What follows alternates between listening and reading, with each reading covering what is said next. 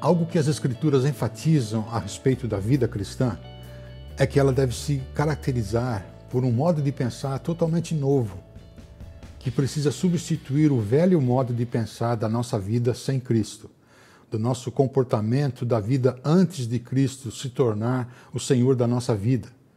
Nós somos encorajados, somos exortados a nos desfazer do velho modo de pensar, porque os nossos pensamentos não apenas determinam a nossa conduta, o nosso comportamento, os nossos hábitos, eles precisam ser compatíveis com os preceitos e valores que caracterizam a vida de alguém que se considera seguidor de Jesus, discípulo de Jesus.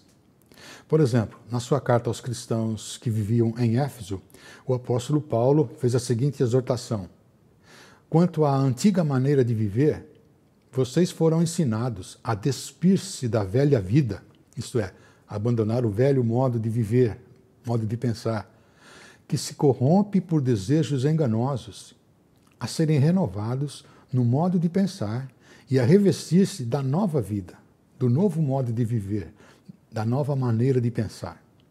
Eles foram ensinados que deveriam renovar o modo de pensar para que a conduta de vida deles viesse a refletir as características do caráter de Deus. E observe que Paulo ressalta que esta é uma responsabilidade pessoal, é individual. Eu e você precisamos tomar a decisão de substituir, de renovar o nosso velho modo natural de pensar. O princípio sendo apresentado por Paulo é que a pessoa que já teve a experiência da conversão, que já teve a experiência extraordinária de nascer em Cristo, nascer espiritualmente falando, a vida pensante dessa pessoa precisa ser redirecionada, reorientada. Aliás, essa é a ideia da conversão, né? É necessário que haja uma mudança progressiva, né, da nossa mentalidade, do nosso modo de pensar a respeito da realidade da vida ao nosso redor. E ao falar de mudança, há certas coisas que nós devemos ter em mente. Primeiramente, que mudança é algo que requer uma tomada de posição, uma decisão. Ela exige que façamos uma escolha. No caso da vida cristã, a velha vida, aquele modo de viver antigo que desconhecia ou não dava importância ao amor de Deus, precisa ser substituído por meio de uma nova maneira de pensar, por meio de novos pensamentos, por assim dizer. Mudança não acontece por acaso. Essa declaração de Paulo deixa óbvio que, para que uma mudança realmente aconteça na nossa vida, nós precisamos tomar a decisão de mudar. Mudanças não acontecem por acaso ou acidentalmente. Elas requerem que escolhas a respeito delas sejam feitas. Ficarmos apenas sonhando com as mudanças não é suficiente. Ficarmos apenas desejando que mudanças aconteçam também não é suficiente. Nós precisamos tomar a decisão de mudar. Do contrário, nada vai acontecer, nada vai mudar. Mudança requer intencionalidade. Se eu quiser que a minha condição física, por exemplo, esteja mais saudável daqui a 6 meses ou daqui a 1 ano, é necessário que, a partir de hoje, eu tome a decisão de me alimentar melhor, de me exercitar apropriadamente, porque isso é o tipo da coisa que não acontece acidentalmente. Se eu não tomar a decisão de me comportar saudavelmente, é óbvio que isso não irá acontecer, porque mudanças requerem uma decisão. Elas não acontecem por acaso, acidentalmente. É necessário que haja intencionalidade da nossa parte. Portanto, o ensino bíblico é bem claro. Abandonem, substituam, deixem para trás o velho modo de pensar, renovem seu modo de pensar e revistam-se da nova vida em Cristo, adotando valores e preceitos que fazem com que o caráter de Deus se torne uma realidade nas nossas vidas. Este é o nosso chamado bíblico. Este é o conceito de santidade que as Escrituras Sagradas nos apresentam. De acordo com o dicionário da língua portuguesa, o termo santidade é definido como sendo qualidade de santo, de quem pode ser considerado puro, sem pecado. Mas certamente esse não é o significado a que a palavra de Deus se refere quando ela nos exorta, quando ela nos encoraja a vivermos uma vida santa. Observe por alguns exemplos das Escrituras, como Romanos capítulo 6, verso 22. Agora vocês foram libertados do pecado e se tornaram escravos de Deus, fazendo aquilo que conduz à santidade e resulta na vida eterna. O apóstolo Paulo, então, usou santidade para se referir a uma vida submissa, a uma vida consagrada a Deus. No capítulo 12 também de Romanos, portanto, irmãos, suplico que se ofereçam inteiramente a Deus por causa de tudo que Ele fez por vocês, que seja um sacrifício vivo e santo, do tipo que Deus considera agradável. Esta é a verdadeira forma de prestar adoração. Aqui ele se refere à santidade como sendo um coração disponível, íntegro, conforme aquela oração do rei Davi: cria em mim um coração puro, santo, ó Deus, e renova dentro em mim um espírito de retidão. O apóstolo Pedro também falou sobre santidade. Vocês são geração eleita, sacerdócio real, nação santa, povo exclusivo de Deus, para anunciar as grandezas daquele que os chamou das trevas para a sua maravilhosa luz. Ou seja, a santidade bíblica é fruto da sabedoria soberana de Deus em escolher um povo para proclamar a sua glória ao mundo. Portanto, quando a Escritura trata da santificação da nossa vida, ela não se refere a um tipo de perfeição moral. Não é algo que podemos atingir por nossos próprios esforços ou méritos. Não é algo possível apenas para algumas pessoas extraordinárias, mas é sim a expressão mais evidente de que, única e exclusivamente por sua graça, Deus fez brotar em nós uma vida nova, nos deu um coração novo, nos tornando parte de um propósito eterno. Uma linguagem figurada que o apóstolo Paulo usou para se referir a essa novidade de vida é que, ao recebermos a dádiva da salvação, Deus nos colocou em Cristo. Observe Efésios. Quando vocês ouviram e creram na palavra da verdade, o evangelho que os salvou, vocês foram selados em Cristo com o Espírito Santo da promessa. Em Romanos capítulo 8, agora já não há nenhuma condenação para os que estão em Cristo Jesus. Estarmos conscientes desse significado bíblico de santificação é essencial para o desenvolvimento sadio da vida cristã. É essencial para que aconteçam mudanças no nosso comportamento, que são evidências visíveis e expressões da legitimidade dessa nova vida que foi gerada em nós através do Espírito Santo de Deus. Então, com essa introdução, no restante do nosso tempo, eu quero focalizar a nossa atenção numa declaração, ou numa das declarações que o apóstolo Paulo faz para os cristãos da cidade de Corinto, em que ele menciona aquele que talvez seja o maior obstáculo para o andamento da santificação do povo de Deus. Algumas pessoas na igreja de Corinto estavam se opondo aos ensinos de Paulo, ao seu modo de pensar. E por causa disso, então, Paulo faz a seguinte declaração: embora sejamos humanos, não lutamos conforme os padrões humanos. Usamos as armas poderosas de Deus e não as armas do mundo para derrubar as fortalezas do raciocínio humano e acabar com os falsos argumentos. Destruímos toda opinião arrogante que impede as pessoas de conhecerem a Deus. Levamos cativo todo pensamento para torná-lo obediente a Cristo.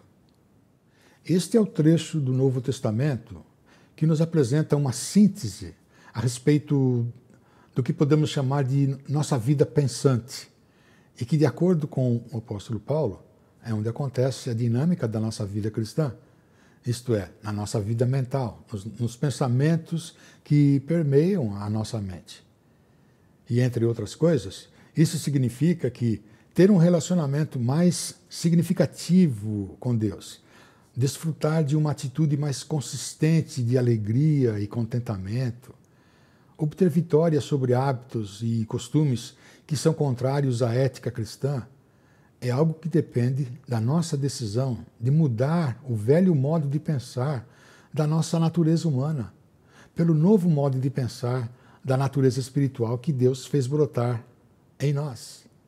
E assim passamos a pensar de uma maneira diferente a respeito das circunstâncias da nossa vida.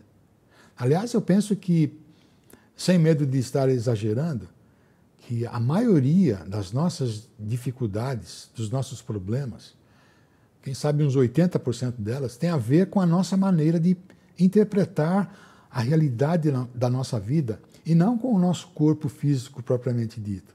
Modo de pensar sobre finanças, sobre como fazer uso dos nossos bens materiais, modo de pensar sobre a vida, nossa vida familiar, nossa vida profissional, nosso modo de pensar sobre as desavenças familiares, políticas, modo de pensar sobre como reagir diante de uma ofensa recebida. Em geral, os maiores problemas e dificuldades da vida estão diretamente relacionados ao nosso modo de pensar a respeito da situação que estamos enfrentando. Então, ansiedade, medo, ressentimento, angústia, desejo de vingança, rebeldia, depressão, solidão e assim por diante. É por isso que enquanto não houver uma mudança no modo de pensar, não acontecerá mudança de atitude e de comportamento. Nada irá mudar uma situação enquanto a nossa maneira de pensar sobre ela não mudar. Se não me engano, foi Albert Einstein quem definiu insanidade. Insanidade é praticar uma mesma ação vez após vez, esperando obter resultados diferentes. É um exercício de insensatez. Mas alguém pode dizer, se mudança de modo de pensar é a solução, por que tem tanta gente que não muda? É porque, de um modo geral, mudar uma maneira de pensar que tem sido praticada e cultivada há muito tempo é uma coisa difícil. Mesmo quando é algo simples. Por exemplo, reduzir a quantidade de refrigerante na nossa dieta alimentar. Parar de colocar tanto açúcar no cafezinho por ser prejudicial à nossa vida, à nossa saúde. Enquanto eu não tomar a decisão de parar com isso, mudança nenhuma irá acontecer, não é mesmo? Mas então, voltando ao nosso texto bíblico, no verso 3, Paulo afirma: embora sejamos humanos, não lutamos conforme os padrões humanos. Paulo estava direcionando a atenção dos seus leitores para a realidade da dimensão invisível, imaterial da nossa vida. Isto é, não somos apenas seres que possuem um corpo físico. Apesar de possuirmos um corpo visível, de carne e sangue, o nosso ser interior, invisível, é quem nós primariamente somos e que irá durar eternamente. Por isso ele diz, não lutamos conforme padrões humanos. Não é por mera coincidência que a grande maioria dos nossos problemas e dificuldades estão diretamente relacionados ao nosso ser interior, à nossa vida invisível, à nossa vida pensante. A grande maioria das pessoas do nosso bairro, da nossa cidade ou do nosso país não está sofrendo por causa de problemas físicos, como câncer, Alzheimer, por causa do vírus, da pandemia ou qualquer outra doença física, não é mesmo?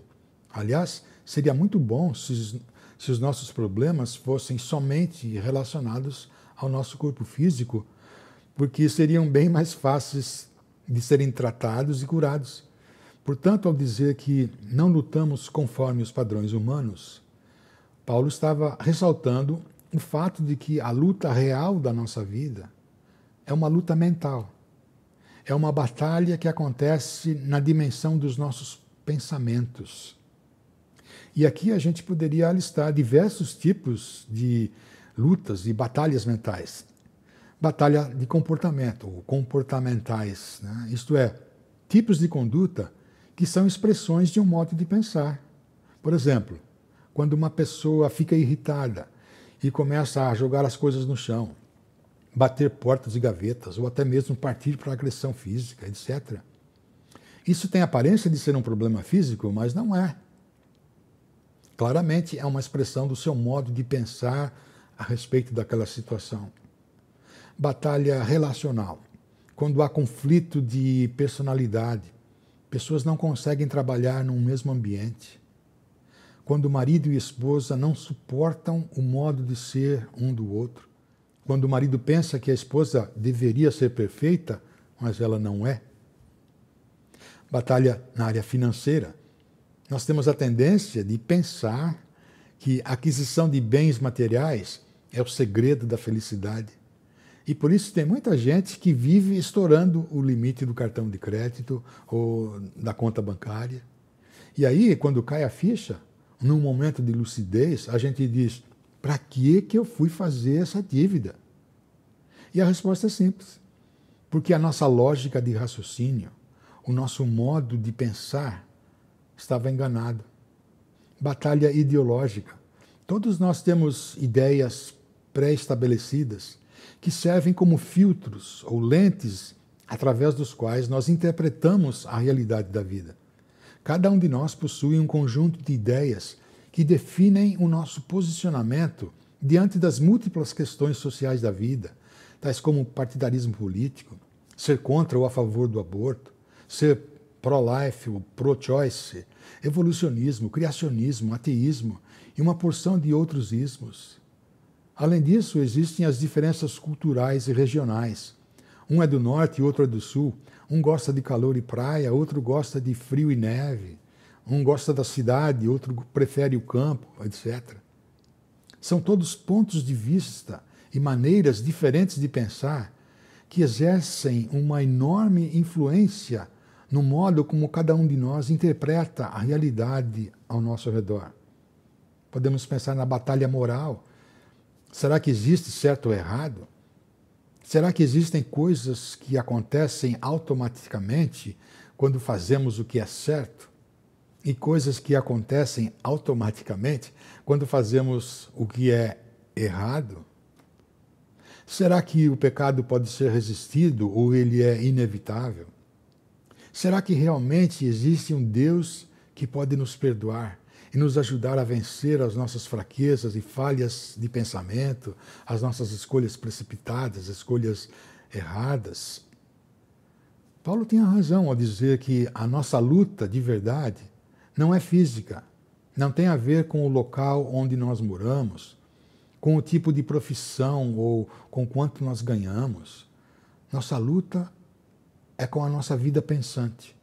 Embora sejamos humanos, não lutamos conforme os padrões humanos.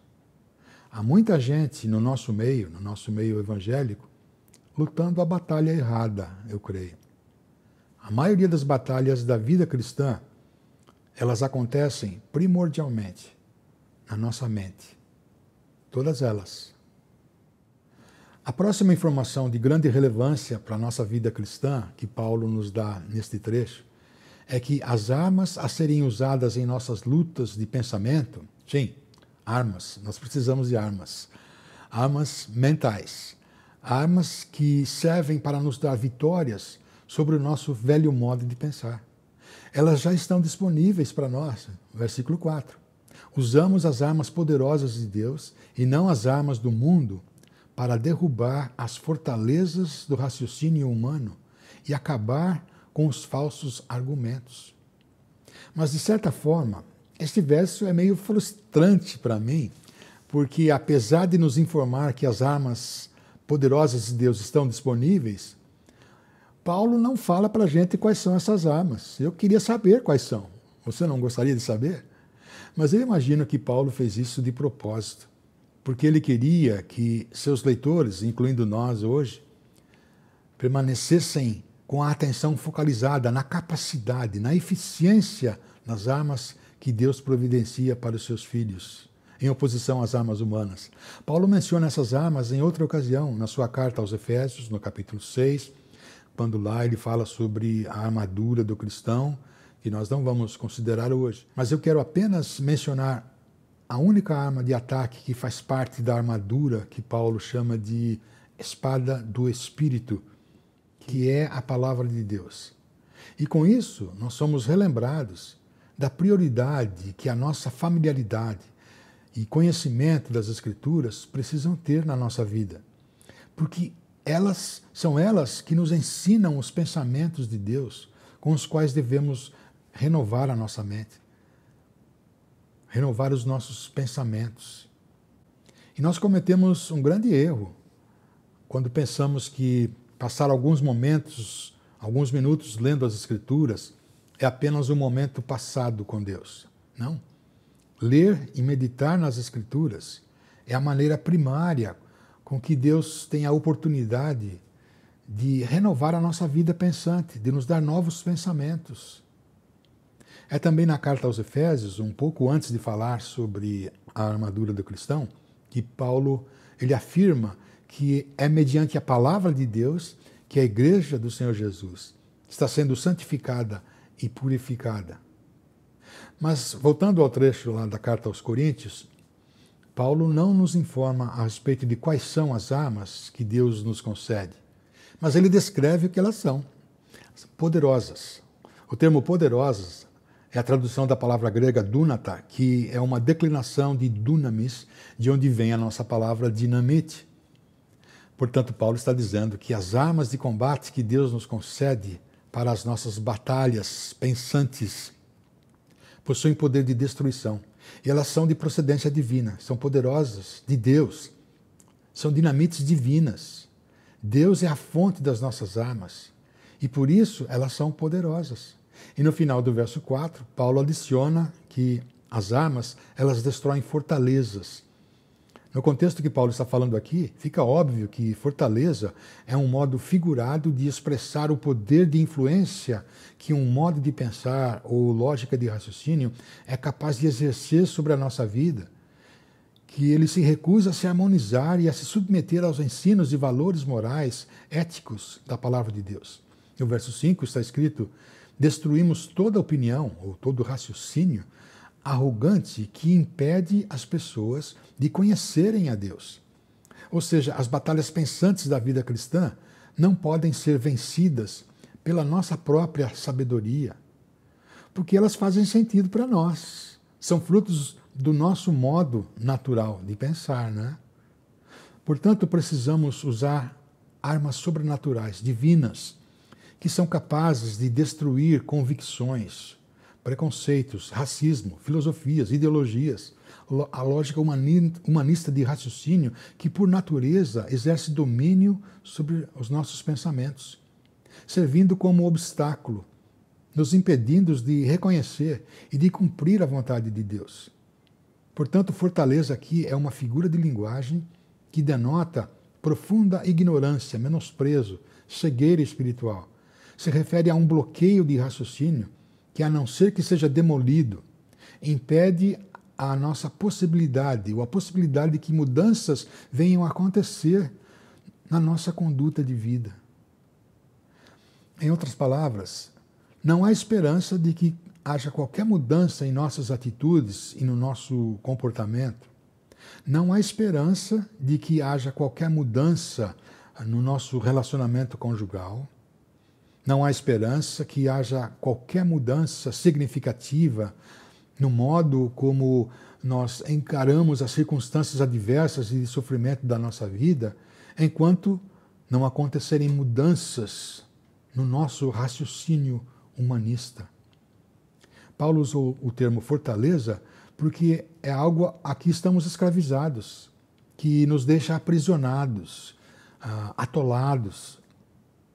Todos nós somos capazes de pensar em razões que sirvam para justificar as nossas decisões e escolhas, por mais estúpidas e idiotas que elas possam ser, não é mesmo? E essa fortaleza mortal só pode ser destruída pelas armas de combate da palavra de Deus. É por isso que o apóstolo Paulo termina o verso 5 dizendo: e levamos cativo todo pensamento para torná-lo obediente a Cristo. Nossas ideias, atitudes, convicções, filosofias, ideologias precisam ser filtradas, precisam estar em harmonia com o modo de pensar de Deus, com os preceitos e valores das Escrituras. E aquilo que não passa pelo filtro do modo de pensar de Deus, que não é bíblico, que não se harmoniza com os preceitos da palavra de Deus, precisa ser rejeitado. Precisa ser removido da nossa mente. Precisa ser levado cativo para Deus. A minha oração é que este trecho das Escrituras nos ajude a enxergar a necessidade de estarmos regularmente permeando a nossa mente com os pensamentos de Deus, para que, firmados neles, nós possamos estar identificando e vencendo as fortalezas que, por natureza, fazem parte do nosso velho modo de pensar, para que o novo modo de pensar esteja cada vez mais se tornando semelhante ao modo de pensar de Deus. E assim mudanças possam estar acontecendo na nossa experiência de vida cristã. Mudanças que glorificam a Deus. Eu encorajo você a passar alguns momentos agora em atitude de oração, falando com Deus sobre isso.